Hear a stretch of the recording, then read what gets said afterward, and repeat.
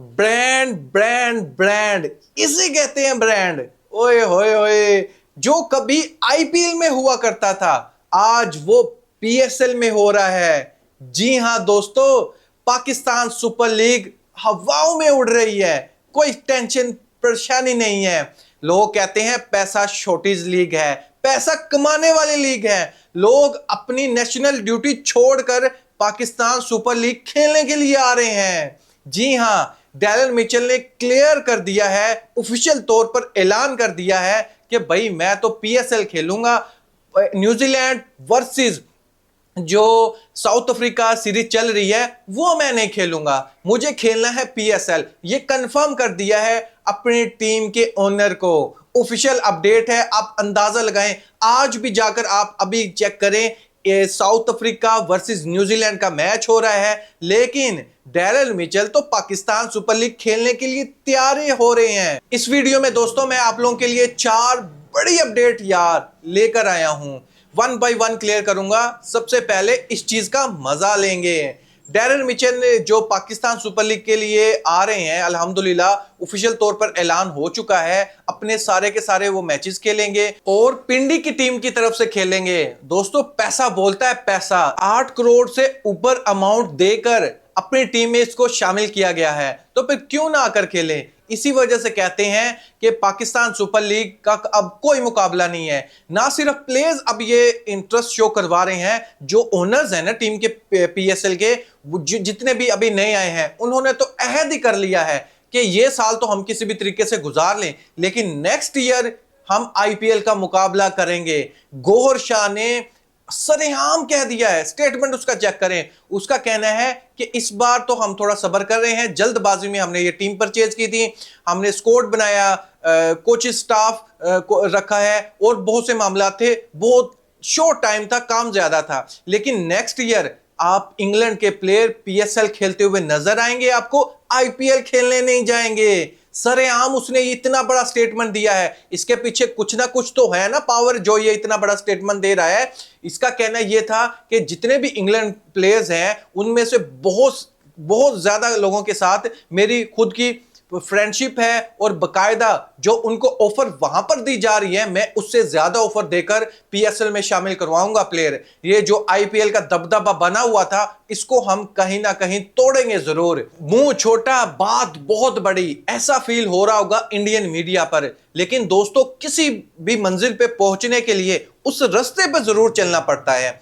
गौहर शाह ऐसे शख्स हैं और हैदराबाद टीम के ओनर, उसने भी ऐसा स्टेटमेंट दिया है कि ये साल तो हम किसी भी तरीके से गुजारे हैं, लेकिन नेक्स्ट ईयर हम मुकाबला करेंगे आईपीएल का। जो हैदराबाद की टीम के ओनर है उसने तो सरेआम कह दिया है कि जो परस लिमिट रखी गई है पीएसएल की मैनेजमेंट की तरफ से, ये तो बहुत कम है। हम चाहते हैं कि ये परस लिमिट को बढ़ाया जाए, क्योंकि हमने मुकाबला करना आईपीएल का। ये 50 लाख से कम 1 करोड़ पर लेकर जाया जाए, क्योंकि दूसरी तरफ बॉर्डर पार हम देखते हैं तो उनकी परस लिमिट है 125 करोड़ इंडियन रुपीस में। हमारी अगर कम से कम 1 करोड़ भी हो, नेक्स्ट ईयर इसको मजीद इसमें इजाफा हो, फिर नेक्स्ट ईयर में एक और मेगा ऑक्शन होगा, उसमें और अमाउंट का इजाफा होगा। गेम तो सारी पैसे की है। अगर आप प्लेयर्स को ज्यादा पैसे दोगे तो वो पीएसएल खेलने के लिए आएंगे, आईपीएल वाले देंगे तो आईपीएल खेलने के लिए चले जाएंगे। फुप्पी के बेटे तो है नहीं जो रिश्तेदारी निभाने चले जाएं आईपीएल खेलने के लिए। पैसा देखते हैं वहां पर चले जाते हैं। आप पैसा दोगे, आपके यहां आकर खेल लेंगे। फर्क सिर्फ इतना है पैसे का। हम अब डैरेन मिचेल को जहां हमने 8 करोड़ दिए हैं, देखा आपने आज से पहले कभी पीएसएल में ऐसा हुआ हो कि कोई नेशनल ड्यूटी छोड़कर पीएसएल खेलने के लिए आया हो? कभी भी ऐसा नहीं हुआ। आईपीएल में आपने देख लिया होगा, लेकिन पीएसएल में नहीं देखा होगा। फर्स्ट टाइम ऐसा हो रहा है कि इतना बड़ा प्लेयर, मिडिल ऑर्डर का बैट्समैन, मिडिल ऑर्डर की बैट्समैन की तो वैसे ही बहुत जरूरत होती है, लेकिन डैरेन मिचेल मिडिल ऑर्डर का बैट्समैन 8 करोड़ लिए हैं पिंडी टीम से और अपनी नेशनल ड्यूटी को छोड़कर खेलने के लिए आ रहा है। साउथ अफ्रीका वो सीरीज नहीं खेल रहा है। दूसरी जो बड़ी अपडेट है दोस्तों, वो भी गौहर शाह और बाबर आजम के रिलेटेड है। इसका यह कहना है कि बाबर आजम एक बहुत बड़ा प्लेयर है, मेरी ये ख्वाहिश है और हमारे मुल्तान सुल्तान टीम के जितने भी फैंस हैं वो भी ये चाहते हैं कि बाबर आजम मुल्तान सुल्तान की तरफ से खेले।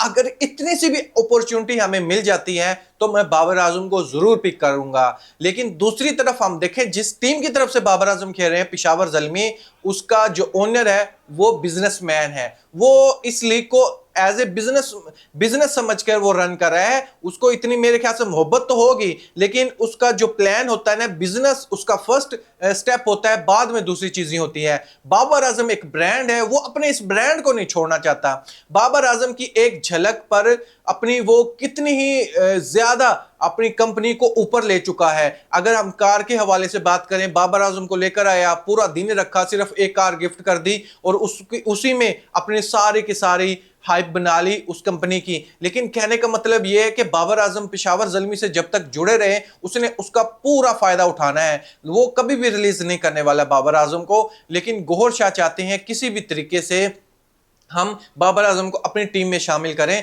बाबर आजम वहां पर रहते हुए प्लेयर कम एक कमर्शियल मैन ज्यादा शो हो रहे होते हैं, बस एडवर्टाइजमेंट करवा लो वहां पर। ऐसा फील नहीं हो रहा होता कि पेशावर ज़ल्मी का ओनर सिर्फ प्लेयर के तौर पर रखा हुआ है, उसने अपने फायदे के लिए रखा हुआ है। कहां पर लिखा हुआ कि एक प्लेयर का पूरा दिन की कीमत ही चंद करोड़ रुपया है।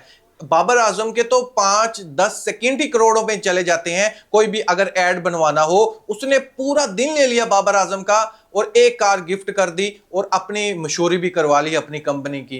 तो ये इस चीजों से निकलना चाहिए। मेरे ख्याल से बाबर आजम को एक बार मुल्तान सुल्तान जरूर जाना चाहिए, जितना ये कह रहा है गौहर शाह। दूसरी तरफ दोस्तों, ट्रेडिंग ओपन हो चुकी है। अब ये दूसरी जो ट्रेनिंग हुई है, सलमान मिर्जा और नासिर अहमद, ये दोनों इस्लामाबाद यूनाइटेड में चले गए हैं। मोहम्मद वसीम जूनियर मुल्तान सुल्तान को इन्होंने ज्वाइन कर लिया है। यानी 2 प्लेयर के बदले मुल्तान सुल्तान टीम ने 1 प्लेयर लिया है, मोहम्मद वसीम जूनियर।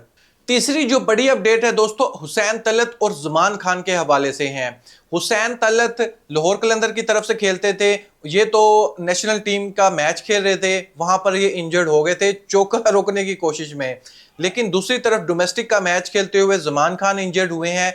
ऑलमोस्ट ये दोनों प्लेयर पीएसएल सीजन 11 2026 में बाहर हो चुके हैं, रूल आउट हो चुके हैं। इंजरी की जो सिचुएशन है कि ये मैचेस जो पीएसएल के अभी रिसेंटली स्टार्ट हो जाएंगे जल्द 26 मार्च को, तो ये दोनों प्लेयर अपनी टीम की तरफ से खेलते हुए आपको नजर नहीं आएंगे। चौथी जो बड़ी अपडेट है दोस्तों, वही मुल्तान सुल्तान के हवाले से है। जो इनके ओल्ड ओनर मुल्तान सुल्तान के थे, अली तरीन, इसने एक बड़ा ट्वीट कर दिया, फिर दावा कर दिया है कि मुझे ये टीम मिल रही थी मुल्तान सुल्तान, मैं लेना भी चाहता था, लेकिन जो कंडीशन रखी गई थी पीसीबी की तरफ से वो मुझे मंजूर नहीं थी।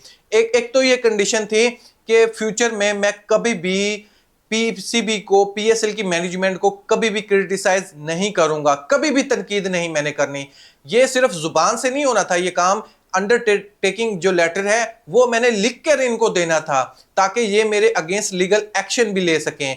तो ये मुझे मंजूर नहीं था। ना सिर्फ ये इन लोगों ने कहा कि आपने तनकीद नहीं करनी, अगर हम गलत भी कर रहे होंगे उस पर भी तनकीद नहीं करनी, आपने बोलना ही नहीं है, ऐसे चुप रहना है जैसे बाकी ओनर्स रहते हैं। आपकी तरफ से ये आवाजें क्यों उठ रही होती हैं? ये हमें कॉन्ट्रैक्ट ऐसा बना कर दें, हमारे बीच ये डील डन हो, फिर हम सोच सकते हैं आपको मुल्तान सुल्तान के हवाले से देने के हवाले से। दूसरा, इसने ये पीसीबी की मैनेजमेंट ने, पीएसएल की मैनेजमेंट ने ये भी रखा इसके सामने कि जो आपने ट्वीट्स किए हुए हैं, जितनी वीडियो बनाई हुई हैं, इंस्टाग्राम पर डाली हुई हैं या ट्विटर पर, ये सारे के सारे ट्वीट्स वीडियो डिलीट करे। डिलीट करने के बाद ही फिर हमारी ये डील कंप्लीट होगी, अदरवाइज इसके अलावा आपके पास कोई ऑप्शन मौजूद नहीं है। तो फिर अली तरीन ने साफ ही कह दिया था पहले ही कि मैं झुकेगा तो नहीं साला, मैं नहीं झुकने वाला, कुछ भी हो जाए, मेरे हाथों से टीम जाती है तो जाए, लेकिन मैं आप लोगों की बात नहीं मानूंगा। जो आप कहते हो कि ये पॉइंट दुनिया के सामने ना लेकर आया जाए, ये तो मैं जरूर लेकर आऊंगा, आपकी गलतियों को तो जरूर बताऊंगा। ये दोस्तों अभी मौकफ इसकी तरफ से आया अली तरीन की तरफ से क्या ऐसा शर्त रखी गई होंगी, ये पूछना जरूर चाहिए पीसीबी से, या पीसीबी का खुद मौकफ आना चाहिए इस चीज पर कि वाकई ऐसा हुआ था कि यहां तक बात पहुंच गई कि अंडरटेकिंग लेटर भी लिख कर देना पड़ेगा मुल्तान सुल्तान के ओनर को जिसने इतना ज्यादा टाइम दिया है, या क्या क्रिटिसिज्म जो कर रहा है क्या वो गलत कर रहा है? अगर वो गलत कर रहा है तो पब्लिक पर आकर बताना चाहिए कि कौन गलत है कौन सही है। आप एक फ्रेंचाइज के ओनर को इतने बुरे तरीके से कैसे दबा सकते हो? ऐसा पॉसिबल तो नहीं हो सकता दोस्तों। फिर भी लास्ट में मैं आपको ओपिनियन जानना चाहूंगा, जो अब ये आकर मैदान में आकर जो बातें हो रही हैं, काश ये टीम की जो वैल्यूएशन लगी थी 1 अरब 40 करोड़, ये पे कर देता, किसी भी तरीके से पे कर देता और फिर मुकाबला करता, फिर बहुत अच्छा था। इसने सोचा था कि भाई जो मेरी टीम है इसकी वैल्यूएशन 1 अरब 40 करोड़ लग ही नहीं सकती, लेकिन हाइप इतनी ज्यादा बनी वो 200 करोड़ में सेल हुई। तो अली तरीन भी तो किसी जगह पर गलत थे, चाहे कैलकुलेशन के मामले में क्यों ना गलत हो, और इसको मुकाबला करना चाहिए था मैदान में रहते हुए, मैदान छोड़कर मुकाबला नहीं होता। ये अली तरीन ने बहुत गलत किया। फिर भी लास्ट में मैं आपको ओपिनियन जानना चाहूंगा, देखें आज वक्त ऐसा आ चुका है कि पीएसएल खेलने के लिए लोग अपनी जो नेशनल टीम की सीरीज है उसको स्किप कर रहे हैं। अब इंडियन मीडिया तो कुछ भी बोलेगा कि नहीं उसकी जगह नहीं बनती टी20 में, क्योंकि 5 टी20 की मैच की सीरीज है, अगर जगह नहीं बनती तो वो अभी वर्ल्ड कप किस लिए खेल रहे थे डैलर मिचर? लॉजिक तो ये बनता है ना, वर्ल्ड कप नहीं खेलना चाहिए था, उसकी तो स्क्वाड में जगह नहीं बनी थी। वो वर्ल्ड कप खेला हुआ है, वर्ल्ड कप की प्लेइंग 11 का हिस्सा है, उसको कहते हो आप जगह नहीं बनती। ये आपका दावा झूठा है, बस इसके अलावा कुछ नहीं है।